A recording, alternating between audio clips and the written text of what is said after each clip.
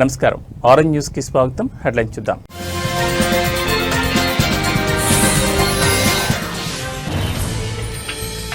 Japan ప్రధానిగా సనాయే Takaichi, దేశ చరిత్రలో తొలి మహిళగా రికార్డ్.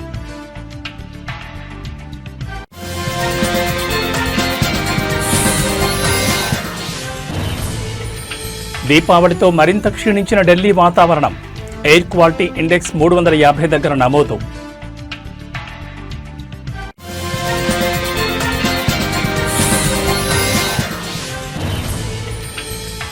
దూసుకొస్తున్న వాయుగుండం, ఏపీలో ఆరెంజ్ అలర్ట్ హెచ్చరిక.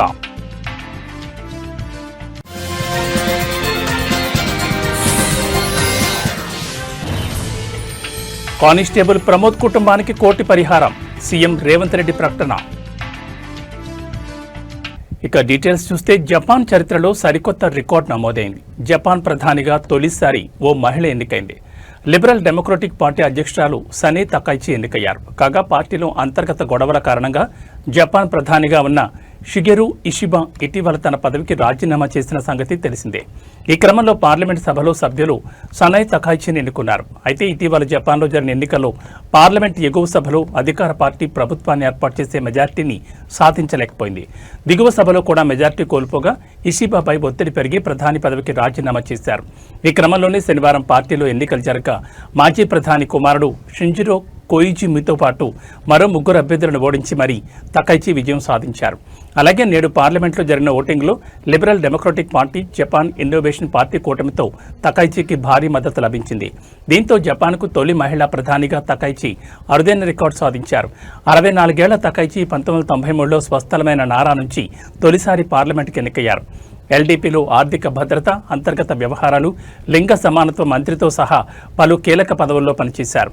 కాగా జపాన్ తొలి మహిళా ప్రధాని ఎన్నికైన సనే తకైచికి ప్రధాని నరేంద్ర మోడీ శుభాకాంక్షలు తెలిపారు. భారత్ జపాన్ల భాగస్వామ్యాన్ని మరింత బలోపేతం చేయడానికి ఎదురుచూస్తున్నట్లు మోడీ తన ట్వీట్లో పేర్కొన్నారు.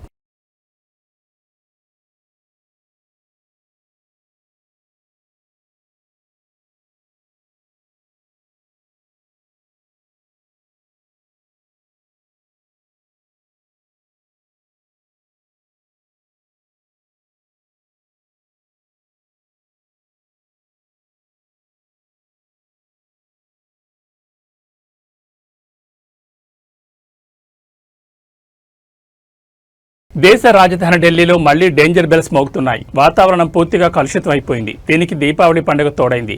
నిన్నటిదాకా ఒకెత్తు, ఈ రోజు మరో ఎత్తుగా మారిపోయింది. మంగళవారం ఉదయం 8 గంటలకు ఎయిర్ క్వాలిటీ ఇండెక్స్ 350 దగ్గర నమోదైంది. ప్రమాదకర స్థాయిలో గాలి నాణ్యత నమోదు కావడంతో పర్యావరణవేత్తలు ఆందోళన వ్యక్తం చేస్తున్నారు. వాస్తవంగా ఢిల్లీలో గ్రీన్ క్రాకర్స్ కాల్చుకునేందుకు దేశ సర్వోన్నత న్యాయస్థానం ఆదేశాలిచ్చింది. అంతేకాకుండా దీనికంటూ ఒక సమయాన్ని కూడా కేటాయించింది. కానీ గ్రీన్ క్రాకర్స్ కాకుండా పెద్ద ఎత్తున మందుగుడి సామగ్రి కాల్చినట్లుగా అనుమానాలు వ్యక్తమవుతున్నాయి. ప్రస్తుతం వాతావరణం చాలా మబ్బుగా కనిపిస్తోంది. పూర్తిగా గాలి నాణ్యత కోల్పోయింది. దీంతో గ్రీన్ క్రాకర్స్ కాకుండా విపరీతంగా రాకెట్లు, బాణాసంచా కాల్చి ఉంటారని అనుమానిస్తున్నారు. తాజా పరిణామాలపై పర్యావరణవేత్తలు ఆవేదన వ్యక్తం చేస్తున్నారు. సుప్రీంకోర్టు నిర్ణయాన్ని కూడా తప్పుబట్టారు. గ్రీన్ క్రాకర్లు కూడా 30% కాలుష్యాన్ని ఉత్పత్తి చేస్తామని పేర్కొన్నారు. వాయు కాలుష్యం కేవలం పర్యావరణ సమస్య మాత్రమే కాదని, దాదాపు 3 దశాబ్దాలుగా స్వచ్ఛమైన గాలి కోసం పోరాడుతున్నట్లు పర్యావరణవేత్తలు వాపోయారు.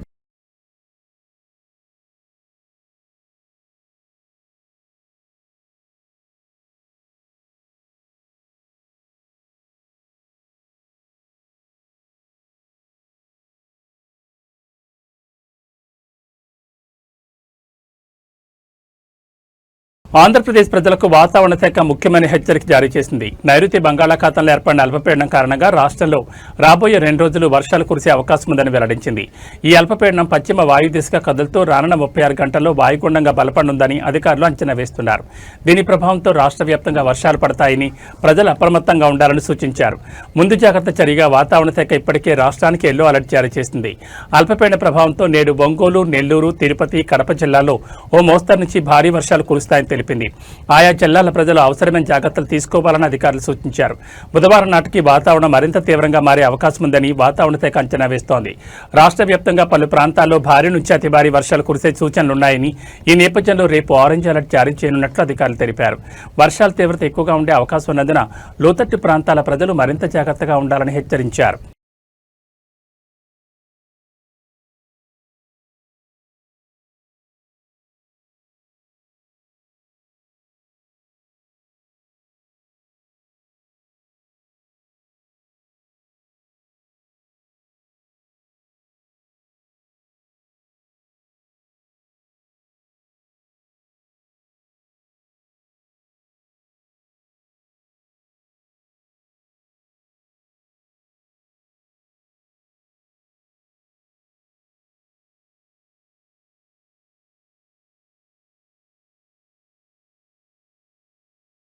కానిస్టేబుల్ ప్రమోద్ కుటుంబానికి కోటి నష్టపరిహారం అందిస్తామని సీఎం రేవంత్ రెడ్డి తెలిపారు. పోలీస్ వెల్ఫేర్ నుంచి 8 లక్షలు, పోలీస్ భద్రతా సంక్షేమం నుంచి 16 లక్షల ఎక్స్ట్రేషన్ అందిస్తామన్నారు. ప్రమోద్ కుటుంబానికి 300 గజాల ఇంటి స్థలం రాష్ట్ర ప్రభుత్వం కేటాయిస్తుందని తెలిపారు. కుటుంబ సభ్యుల్లో ఒకరికి ప్రభుత్వ ఉద్యోగం తెలంగాణ రాష్ట్ర ప్రభుత్వం కల్పిస్తుందని రేవంత్ రెడ్డి తెలిపారు.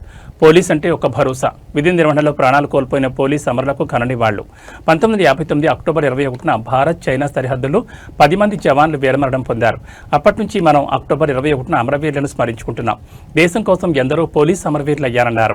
3 రోజుల క్రితం నిజామాబాద్లో సిసిఎస్ కానిస్టేబుల్ ఎంపల్లి ప్రమోద్ కుమార్ విధి నిర్వహణలో వీరమరణం పొందారు. భర్త ప్రమోద్ను పోగొట్టుకున్న అతని భార్య ప్రణీతకు అతి చిన్న వయసులోనే తండ్రిని కోల్పోయిన అతని 3 కుమారులకు వారి కుటుంబానికి ప్రభుత్వం అండగా ఉంటుంది. వారి కుటుంబానికి 1 కోటి రూపాయల ఎక్స్ గ్రేషియా, అమరుడైన కానిస్టేబుల్ పదవి విరమణకు వచ్చే లాస్ట్ పే డ్రాన్ శాలరీతో పాటు కుటుంబ సభ్యులలో ఒకరికి ప్రభుత్వ ఉద్యోగం, 300 గజాల ఇంటి స్థలం మంజూరు రాష్ట్ర ప్రభుత్వం చేస్తుంది. వీటితో పాటు పోలీసు భద్రత సంక్షేమం నుండి 16 లక్షల ఎక్స్ గ్రేషియా, పోలీసు వెల్ఫేర్ నుండి 8 లక్షల రూపాయల ఎక్స్ గ్రేషియాను ప్రమోద్ కుటుంబానికి చెల్లించి వారి కుటుంబానికి రాష్ట్ర ప్రభుత్వం అండగా నిలబడుతుంది. తెలంగాణ రాష్ట్రంలో కొత్తగా ఏర్పాటు చేయనున్న వైన్ షాపుల దరఖాస్తు ఫీజు పెంపు మరియు గడువు పొడిగింపు విషయంలో మాజీ మంత్రి బీఆర్ఎస్ సీనియర్ నాయకులు టి హరీష్ రావు రాష్ట్ర ముఖ్యమంత్రి రేవంత్ రెడ్డి కాంగ్రెస్ ప్రభుత్వంపై తీవ్ర విమర్శలు చేశారు. కొత్త వైన్ షాపుల దరఖాస్తు ఫీజును 2 లక్షల నుంచి 3 లక్షలకు పెంచారని హరీష్ రావు గుర్తు చేశారు. ఫీజు పెంచిన కారణంగా దరఖాస్తులు తక్కువ రావడంతో ప్రభుత్వం దరఖాస్తు గడువును 4 రోజులు పొడిగించిందని ఆయన విమర్శించారు. ఈ చర్యలన్నీ చూస్తే ప్రజల ఆరోగ్యంపై సీఎం రేవంత్ రెడ్డికి ఏమాత్రం శ్రద్ధ లేదని, కేవలం మద్యం దుకాణాల ఆదాయంపైనే ఆయన దృష్టి ఉందని ఆయన ఆరోపించారు. గరీబుల గురించి మాట్లాడకుండా కేవలం మద్యం దుకాణాల గురించి మాత్రమే సీఎం రేవంత్ రెడ్డి మాట్లాడుతున్నారని హరీష్ రావు ధ్వజమెత్తారు. కొత్త వైన్ షాప్ల కోసం అప్లికేషన్లు తీసుకుంటే 2 లక్షలు కాదు 3 లక్షలు పెట్టిండు. అప్లికేషన్ 3 లక్షలు పెట్టి వసూలు చేసుకుంటుండు. అదే ఆయనకు పైసలు తక్కువ వచ్చినాయి, అప్లికేషన్లు ఫుల్ రాలేదట. ఇప్పుడు అడగకుండానే ఇంకో వారం రోజులు ఎక్స్టెన్షన్ ఇచ్చిండు.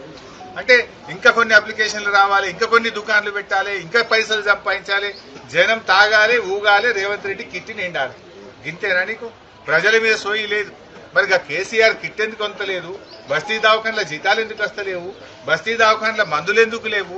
బస్తీ దవాఖాన్ల పరీక్షలు ఎందుకు లేవు అని ఒక్కనాడన్నా రివ్యూ చేసినావా? మద్యం దుకాణాల గురించి ఇంకా దరఖాస్తులు అమ్ముర్రి, 3 లక్షలు ఫీజు పెట్టుర్రి, రేటు పెంచుండ్రి, పైసలు సంపాదించుండ్రి, దీని మీద మాట్లాడుతున్నావు తప్ప గరీబోల గురించి నువ్వు మాట్లాడతలేవు. ఆనాడు 15వ ఆర్థిక సంఘం కేంద్రంలో ఉండే ప్రభుత్వం అదే ఈ బస్తీ దవాఖానాలు చాలా బాగా పెట్టిండు కేసీఆర్, బాగుంది, దేశం మొత్తం తెలంగాణను చూసి నేర్చుకోండి అని ఆనాడు మమ్మల్ని ప్రశంసించారు. కానీ ఈనాడేమైపోయింది? బస్తీ దవాఖానాలకే సుస్థి పట్టింది. పనిచేసే సిబ్బందికి వైద్యం లేదు, గోళీలు లేవు, పరీక్షలు లేవు. ఆ డాక్టర్ అమ్మ చెప్తుంది అన్ని స్ట్రీట్ డాగ్స్ సార్, పొద్దున డ్యూటీకి వచ్చేటప్పుడు పోయేటప్పుడు ఏడ కుక్కలు కరుస్తాయని భయంగా వస్తున్నాము అని చెప్పి ఆ డాక్టర్ అమ్మ చెప్తున్నటువంటి పరిస్థితి. అంటే జిహెచ్ఎంసీ అసలు పనితీరు బాగలేదు. చివరికి ఈ బస్తీ దవాఖాన పరిస్థితి ఏంటంటే దానికి మీటర్ కూడా లేదు, బయట కొండేసి దవాఖాన కరెంట్ నడుస్తుంది. పోయి ఆడ పోయి బీపీ మీటర్ చూస్తే ఆ బీపీ మీటర్ కూడా అందులో బ్యాటరీలు అయిపోయినాయట. బీపీ చెక్ చేసే మిషన్ లో బ్యాటరీలు అయిపోయినాయి. బ్యాటరీ అయిపోతే మాకు ఇక బ్యాటరీలు కొనడానికి పైసలు వస్తలేవు సార్, అయితే కరెంట్ ఉంటే చూస్తున్నాం, లేకపోతే బ్యాటరీ లేకపోతే పక్కకు పెడుతున్నాము అన్నారు. కుటుంబాలను సైతం పక్కన పెట్టి ప్రజల రక్షణ కోసం తమ ప్రాణాలను పణంగా పెట్టిన పోలీసులంటే తనకు ఎప్పుడూ అత్యంత గౌరవం ఉంటుందని ఆంధ్రప్రదేశ్ ముఖ్యమంత్రి ఎన్ చంద్రబాబు నాయుడు అన్నారు. గుంటూరు జిల్లా మంగళగిరిలోని 6వ బెటాలియన్ మైదానంలో జరిగిన పోలీస్ అమరవీరుల సంస్మరణ దినోత్సవం కార్యక్రమంలో ఆయన ముఖ్య అతిథిగా పాల్గొని ప్రసంగించారు. ముఖ్యమంత్రి పర్యవేక్షణలో జరిగిన ఈ కార్యక్రమంలో రాష్ట్ర హోంమంత్రి వంగలపూడి అనిత, డీజీపీ హరీష్ కుమార్ గుప్తా తదితర ఉన్నతాధికారులు పాల్గొన్నారు. ముఖ్యమంత్రి చంద్రబాబు అమరవీరులకు నివాళులర్పించిన అనంతరం పోలీసుల సేవలను కొనియాడారు మరియు ప్రభుత్వ నిబద్ధతను తెలియజేశారు. ప్రజల ప్రాణాలు, ఆస్తులు కాపాడేందుకు రాత్రింబవడు శ్రమిస్తున్న పోలీసుల సేవ నిస్వార్థమైందని, వారి త్యాగం ప్రజల హృదయాల్లో శాశ్వతంగా నిలిచిపోతుందని అన్నారు. ప్రజల రక్షణ కోసం ప్రాణాలు సైతం పణంగా పెడుతున్న పోలీసులంటే నాకు ఎప్పుడూ గౌరవం ఉంటుంది. మీరు చేసేది కేవలం ఉద్యోగం కాదు, మీరు చేసేది నిస్వార్థ సేవ, దేశం కోసం త్యాగం అని చెప్పి కూడా విజ్ఞప్తి చేస్తున్నాను. లా అండ్ ఆర్డర్, అభివృద్ధి, సమిక్షేమం, ఉపాధి, ఉద్యోగ అవకాశాలు, సుఖ సంతోషాలు, ప్రజలకు భద్రత, ఇవన్నీ కూడా ఒకదానిపైన ఒకటి ముడిపడి ఉన్న అంశాలు. సమాజంలో అలజడులుంటే పెట్టుబడులు రావు. అందుకే నేను ఎప్పుడూ లా అండ్ ఆర్డర్ పైన ఖచ్చితంగా ఉంటాను. No compromise on crime, zero crime మన లక్ష్యంగా పనిచేయాల్సిన అవసరం ఉంది. ఏవి పోలీసులు అంటే ఒక బ్రాండ్. ఫ్యాక్షనిజం, నక్సలిజం, కమ్యూనిజం, రౌడీయిజాన్ని అణిచివేయడంలో మీరు దేశంలోనే మంచి పేరు తెచ్చుకున్నారు. ప్రమాదం కావచ్చు, నేరం కావచ్చు, విపత్తు కావచ్చు, కరోనా లాంటి మహమ్మారి కావచ్చు, ముందుండి ప్రజల కోసం మొదట అడుగు వేసేది పోలీసులే. మీ కుటుంబాలకు సమయం ఇవ్వరు, మీ పిల్లలతో గడపలేరు, ఎప్పుడు ఎటు పరిగెత్తాలో తెలియదు. పండగైనా, పబ్బం అయినా, ఎండ అయినా, పగలైనా, రాత్రి అయినా ప్రజల కోసం పరుగులు పెడతారు. ఎప్పుడు విధులకు వస్తారు.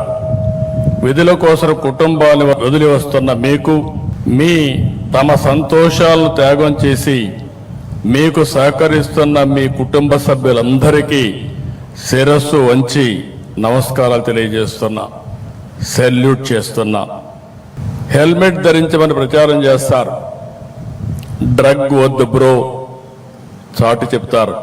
ఆధునిక ఆంధ్రప్రదేశ్ రూపశిల్పి, సాంకేతికతకు శ్రీకారం చుట్టిన మహానేత, ప్రజల సంక్షేమం, రాష్ట్ర అభివృద్ధి లక్ష్యంగా పెట్టుకుని ప్రగతి పథంలో పయనింపజేసిన ప్రజానాయకులు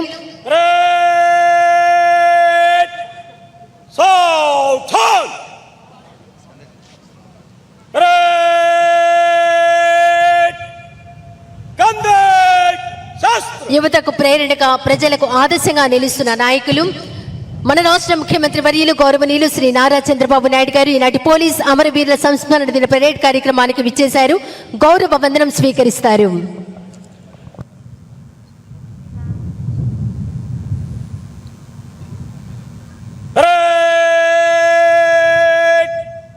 జనరల్ సల్యూట్, సలామీ, శాస్త్ర.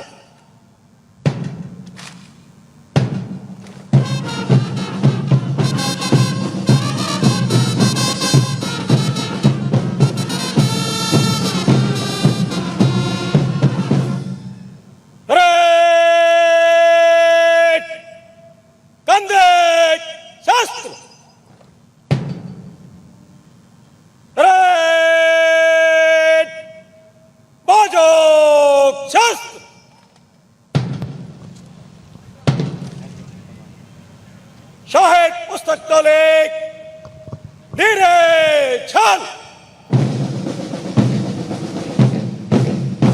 షహీద్ పుస్తక్ టోలీ భారతదేశంలోని విధి నిర్వహణలో అసువులు బాసిన పోలీస్ సిబ్బంది వివరాలు రోల్ ఆఫ్ హానర్ మన ముఖ్యమంత్రి గారికి సమర్పించడానికి ఎంతో భక్తి ప్రపత్తులతోటి తీసుకువస్తున్నారు పోలీస్ సిబ్బంది మిత్రులు.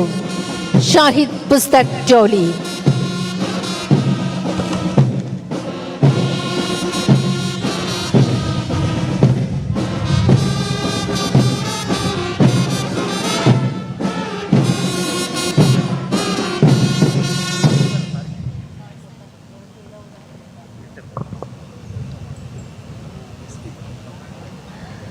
విధి నిర్వహణలో అసువులు బాసిన పోలీస్ సిబ్బంది వివరాలు రోల్ ఆఫ్ హానర్ మన ముఖ్యమంత్రి గారికి అందజేశారు. ముఖ్యమంత్రి గారు డీజీపీ గారికి అందజేశారు.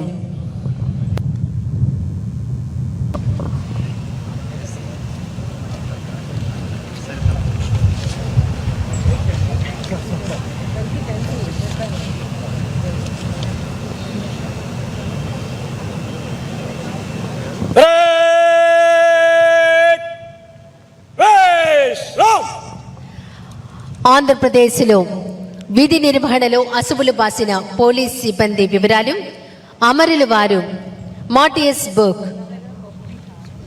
ఉమెన్ ఎస్ఐ వల్లెం లావణ్య 2024 బ్యాచ్కు చెందిన వల్లెం లావణ్య గౌరవ రాష్ట్ర ముఖ్యమంత్రి వర్యులు శ్రీ నారా చంద్రబాబు నాయుడు గారికి అందజేస్తున్నారు.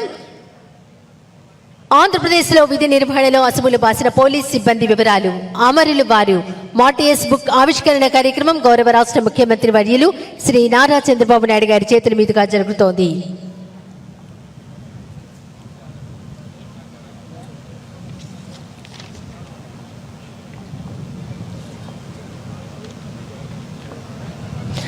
మహబూబాబాద్ జిల్లాలో గ్రానైట్ మాఫియా చెలరేగిపోతోంది. కనీస ప్రమాణాలు పాటించకుండా ఇష్టారాజ్యంగా గ్రానైట్ను అక్రమంగా తరలిస్తున్నారు. ఈ క్రమంలోనే పలు ప్రమాదాలు చోటు చేసుకుంటున్నాయి.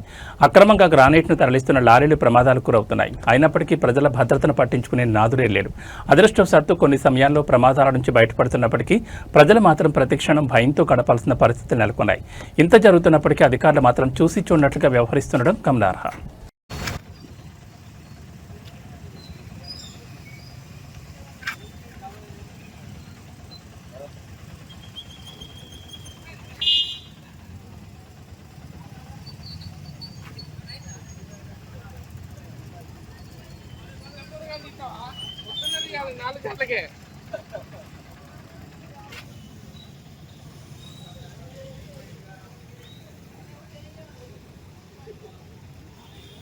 మహబూబాబాద్ జిల్లా బయ్యారం మండల కేంద్రంలోని డీసీసీబీ బ్యాంక్ వద్ద ఉద్రిక్తత నెలకొంది. యువకుల మధ్య చోటు చేసుకున్న ఘర్షణ తీవ్ర రూపాన్ని దాల్చింది. రెండు వర్గాలుగా ఏర్పడిన యువకులు పరస్పరం దాడులు చేసుకున్నారు. రంగంలో దిగిన పోలీసులు గొడవను ఆపేందుకు ప్రయత్నించారు. ఈ క్రమంలో యువకులు పోలీసులపై తిరగబడ్డారు. దీంతో యువకులను చెల్లాచెదరు చేసిన పోలీసులు పలువురిని అదుపులోకి తీసుకున్నారు.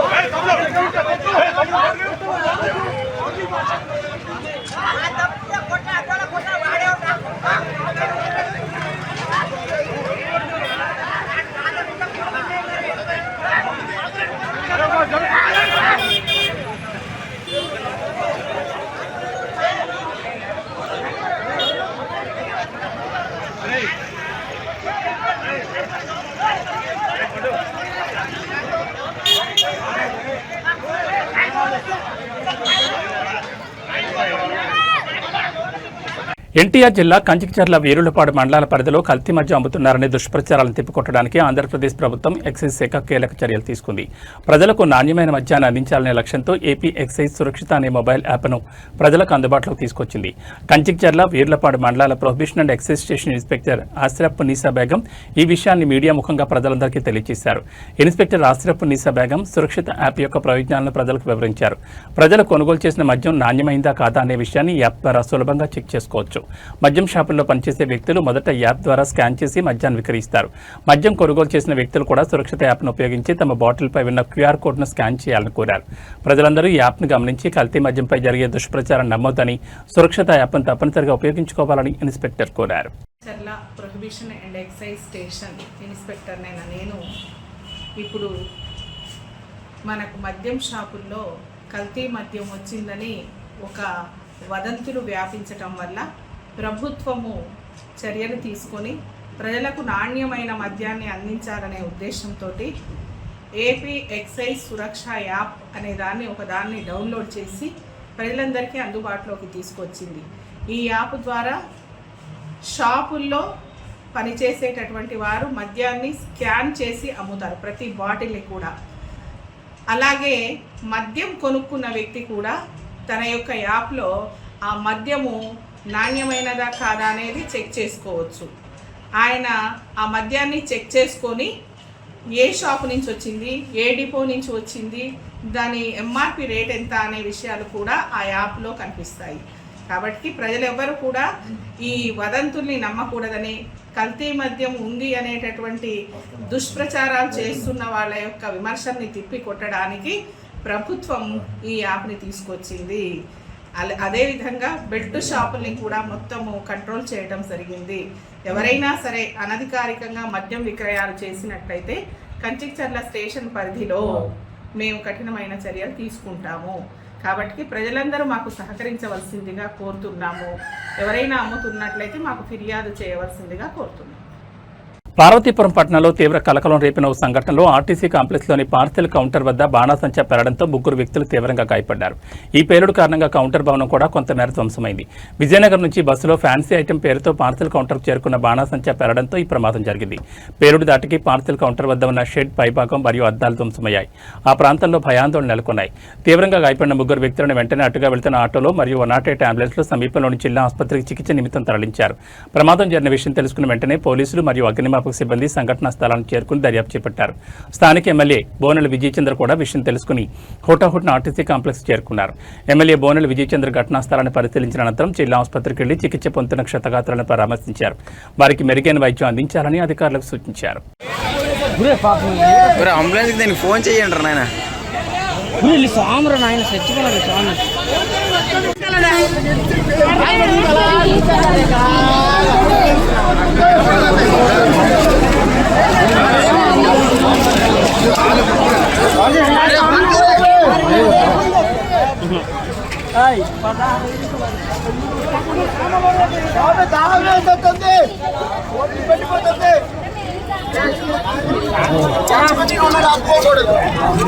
స్వామి అర్రే కల్పికుంటాను స్వామి.